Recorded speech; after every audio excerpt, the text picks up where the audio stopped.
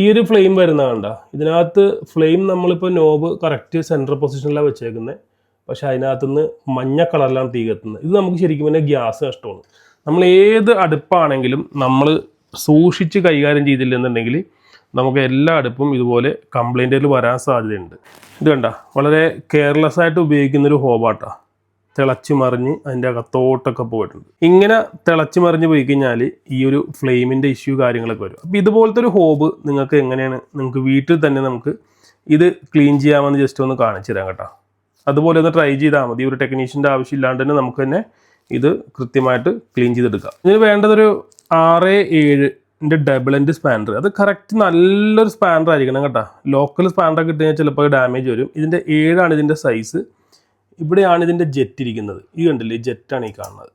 ഈ ജെറ്റ് നമുക്ക് ഇതിനകത്ത് കറക്റ്റായിട്ട് സ്പാനർ ഇട്ടിട്ട് നമുക്കിത് അഴിച്ചെടുക്കാം സിമ്പിളായിട്ട്. നേരെ മറിച്ച് സ്ലിപ്പായി പോയി കഴിഞ്ഞാൽ ബുദ്ധിമുട്ടാവും. 2 കൈ കൊണ്ട് ഇതിനെ പതുക്കെ പുറത്തേക്ക്, ഈ ജെറ്റിനെ പുറത്തേക്ക് ഊരിയെടുക്കുക. അപ്പോൾ നമ്മൾ ഊരിയെടുത്തു.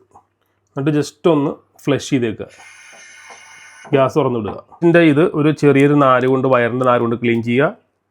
ഇത് ഗ്യാസ് പോകുന്ന ഒരു ട്രാക്കാണ്. അപ്പോൾ ഈ ഗ്യാസ് പോകുന്ന ട്രാക്ക് നമ്മൾ ഇതുപോലെ ഒരു വയർ കൊണ്ട് തന്നെ ഇങ്ങനെ ജസ്റ്റ് ഒന്ന് ക്ലീൻ ചെയ്യുക. ക്ലീൻ ചെയ്ത് കഴിഞ്ഞതിന് ശേഷം തിരിച്ച് ജെറ്റിട്ട് മുറുക്കിയിട്ട് ഓൺ ചെയ്താൽ മാത്രം മതിയാവും, ക്ലിയർ ആയിക്കോളും.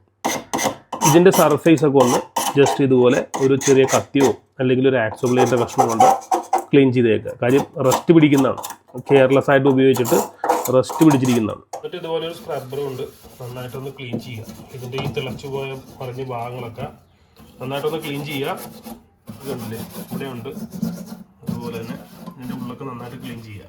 പിന്നെ നമ്മൾ നേരത്തെ ചെയ്ത പോലെ ആ വയറെടുത്തിട്ട് ഇതിൻ്റെ അകത്തോട്ടുള്ള ഭാഗങ്ങൾ ക്ലീൻ ചെയ്യുക. എല്ലാത്തിനും അതുപോലെ ചെയ്യുക. ജെറ്റും ക്ലീൻ ചെയ്യുക. എന്നിട്ട് നമുക്കിനി കത്തിച്ച് നോക്കാം. ആ ഫ്ലെയിമിൻ്റെ മാറ്റം എന്താണ് വ്യത്യാസമാണെന്നത് നമുക്ക് ചെക്ക് ചെയ്ത് നോക്കാം. അപ്പോൾ ഇതുപോലെ സർവീസ് ചെയ്തെടുത്താൽ മതിയെ, വൃത്തിയാക്കി നമുക്ക് സ്വന്തമായിട്ട് നമുക്ക് ചെയ്യാം. ഇപ്പം എല്ലാം നല്ല കറക്റ്റ് ബ്ലൂ ഫ്ലെയിമിലാണ് കേട്ടോ, കറക്റ്റായിട്ട് കത്തുന്നുണ്ട്.